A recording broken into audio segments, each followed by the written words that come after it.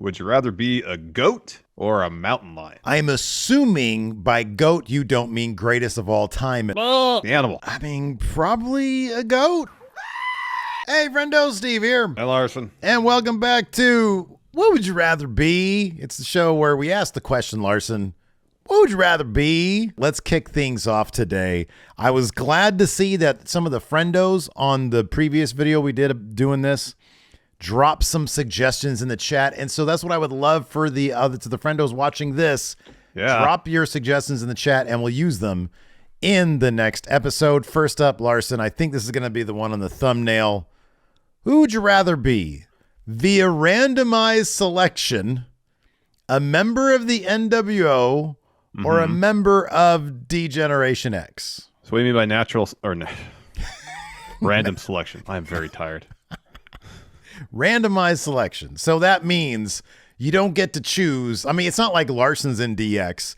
You're going to be a randomly picked member of DX or a randomly picked member of the NWO. So you could be NWO Hollywood Hogan, or you could be NWO Michael Wall Street. You got to take your chances with the random selection. Or you could be Shawn Michaels. It's all up to fate. If I'm leaving who I am up to fate, it's a member of DX, and it's not even close. Oh wow, okay. I feel like the bar in terms of inclusion in DX, what it takes to be inducted, is much higher than it was in the NWO.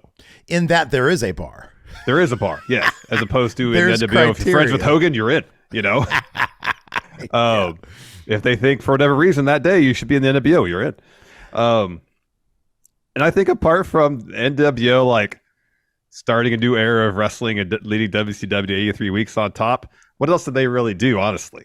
DX, here's another thing. There's a lot of iterations of the NWO that are not good. I think by and large, people look back at DX and be like, oh, most of that's pretty solid stuff. I haven't watched a lot of it in 25 years, but yeah, right. I can think of a couple instances where you look back on it, it's like, why the hell did they do that? Yeah. But I think history looks back more fondly on DX in a lot of respects in terms of the actual stuff that they did. Again, there's a few obvious instances where no, that's not the case. Whereas the NWO, you had the early start of it. But for the longest time, it was running on fumes. There was like 1,000 members in it. Yeah. I'm going to make this more difficult for you then, because you're right. Statistically speaking, you're better if it's a randomized thing. You're better with DX because you have like a 1 in 5 chance of being Shawn Michaels, or 2 in 5 chance of being HBK or Triple H. Yeah. Than NWO. I'm going to make this more difficult for you though. Who would you rather be?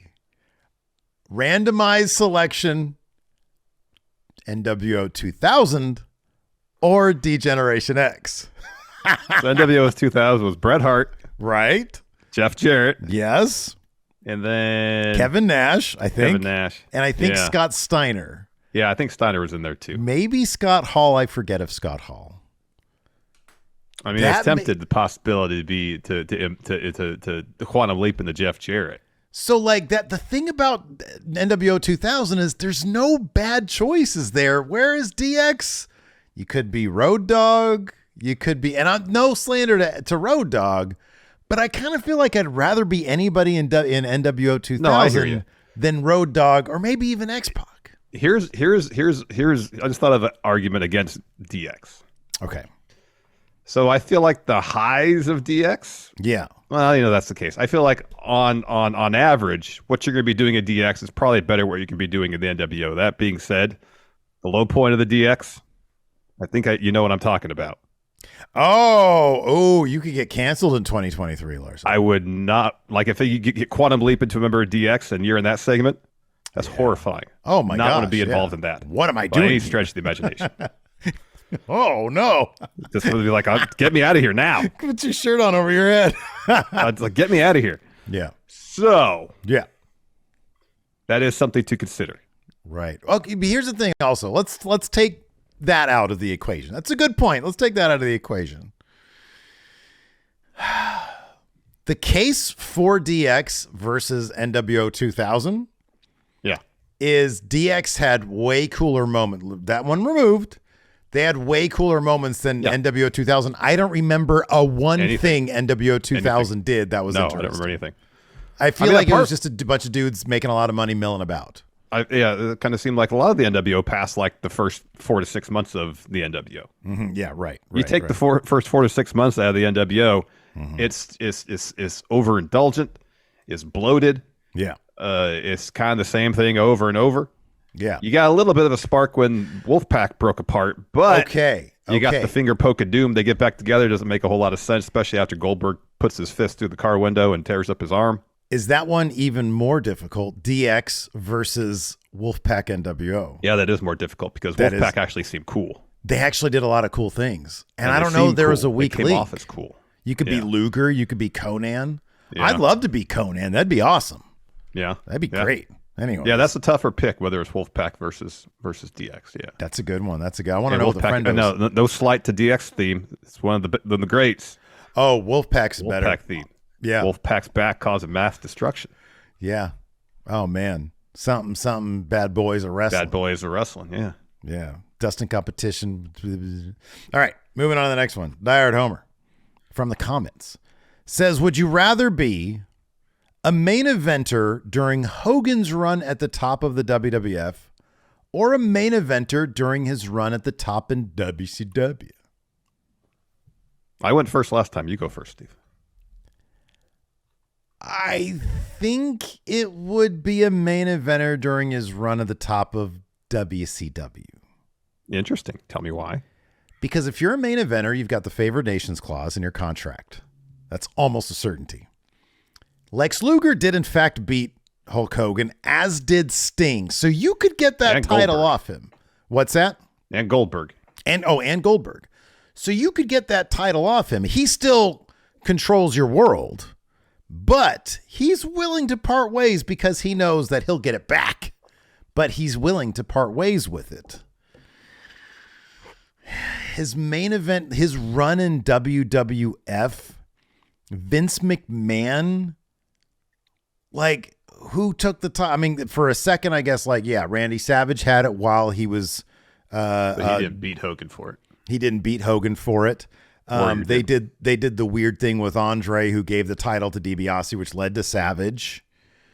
I mean, I guess depending on when it ends, like technically Hogan was like the top guy when Flair won the title in 91 or 92 or whatever it was. 92 in the Rumble, yeah, but again, he didn't beat Hogan. Warrior, didn't beat Hogan. Warrior and Yokozuna are the only two people beat Hogan for the title that comes to mind. Yeah, right. Cleanly. Yeah. I feel like WCW, he had a little bit less of a grip, and I think that's because if you look at the boss, Vince McMahon, remember the old story we love to tell about Jake Roberts that he told about, he was gonna be at least in the scene with Hogan. I don't think he was gonna take the title from him, but the crowd, he heard the crowds chanting DDT, and he was like, "Sorry, Jake, we can't have you becoming more popular than Hogan," and so Jake never got that spot. But I feel like that was a lot like that kind of shit. He was more, everybody else was more on lockdown than in WCW because he was a bad guy. It was okay if other people were more popular than him in terms of the crowd reaction. Yeah. I'll say this. You make a good case, compelling case. I'll say this.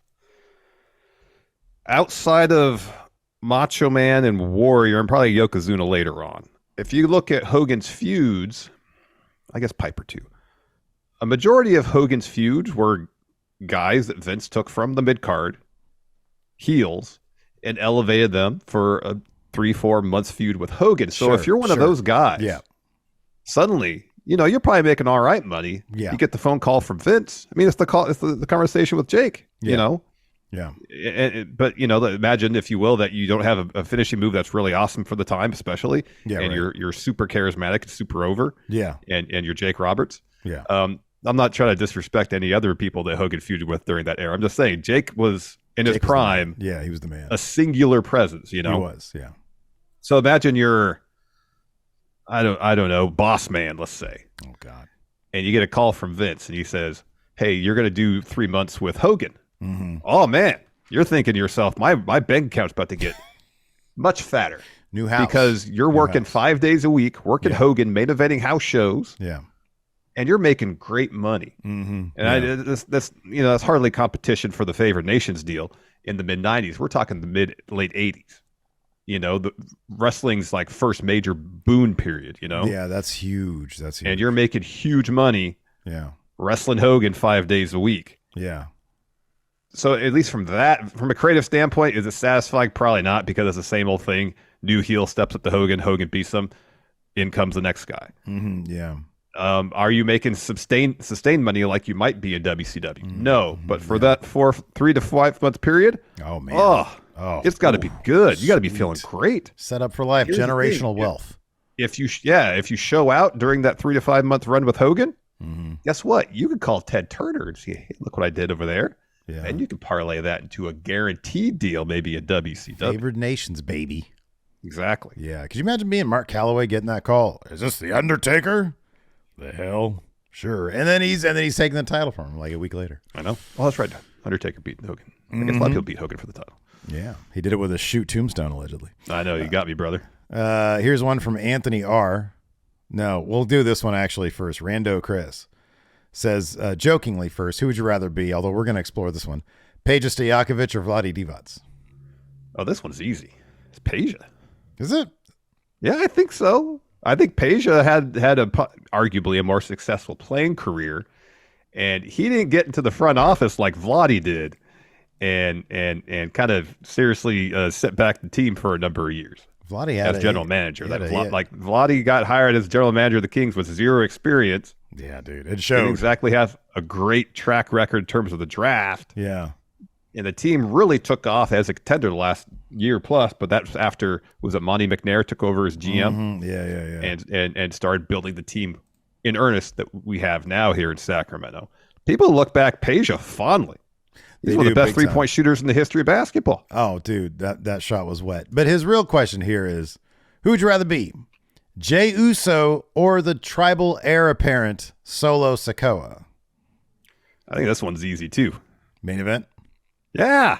He just lost like two to like he just lost to Seth Rollins. How much money is Jay making off those Yeet t-shirts? He's a lot more than Solo's making off that jank shirt. You got that right. Doesn't even look like him on his own shirt. I'd rather be main event Jey Uso. Oh, so the argument for Solo would be potential. Would be ceiling.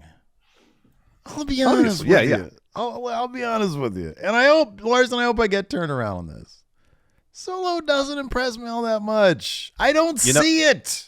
I liked NXT Solo. Same. I was about to say, great. Street Champ Solo, I liked him. He would talk. Yeah. He had a chip on his shoulder. The Enforcer Solo, for the most part, we've seen hints of some depth.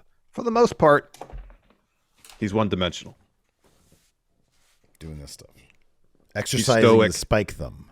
He doesn't talk very much, and he does this. Yeah. That's it.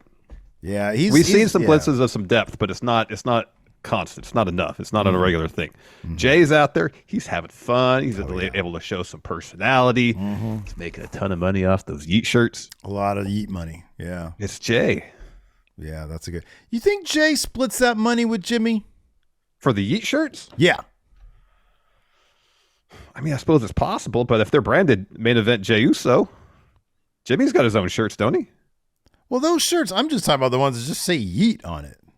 Yeah, I know they're his shirts, but I would split that money with my twin. Even then, he's still making. They're both making tons of money then. Oh yeah. No, those shirts are off the charts. But if I'm like Jimmy, I'm like, hey Jay, can I get a kickback on that? Can I get 15%? Dennis goes, no Yeet.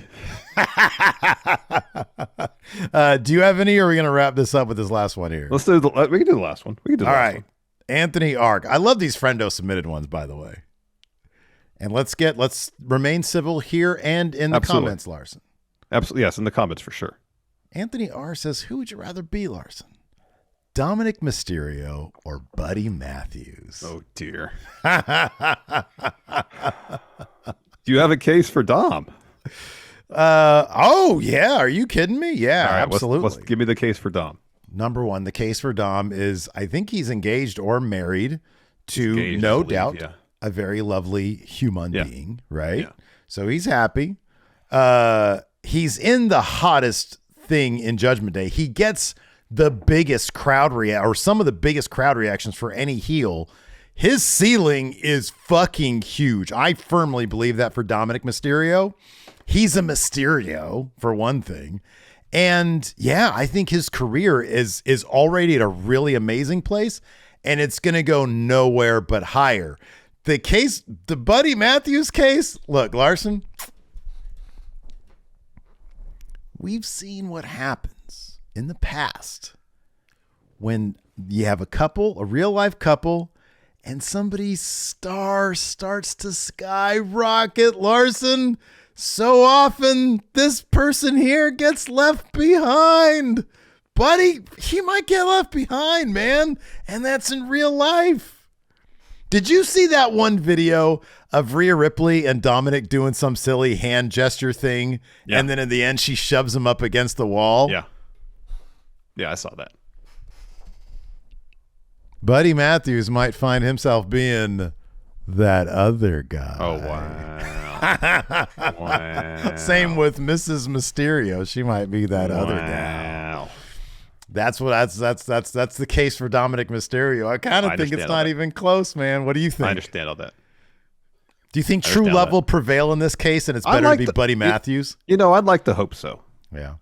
I don't know if I ever consider myself a romantic, but that being said, you like to think that people get into a relationship. It's good. You hope it works out, I mean, sometimes, yeah, but back when I was single, man, I'd be, thinking, man, that's a fine woman right there. What's she doing with that guy? Oh, you were hating. Oh yeah. Because it's like you're trying to wait that out. It's like, or if you work with them, it's like your work wife, but then she has like a boyfriend, and it's like, oh, you guys are having hard times. Yeah, no, I'm here for you. Tell me all about it. Yeah, man. Hey, I think some of the friendos know what I'm talking about. My goodness, Steve. Anyways, hey, I want the friendos to drop who would you rather be in the comments, because this is like my new favorite show right here, man. I love it. Yeah. Anyways, that's going to do it. Thanks for tuning in. We appreciate it. Till next time. We'll see you around. Goodbye.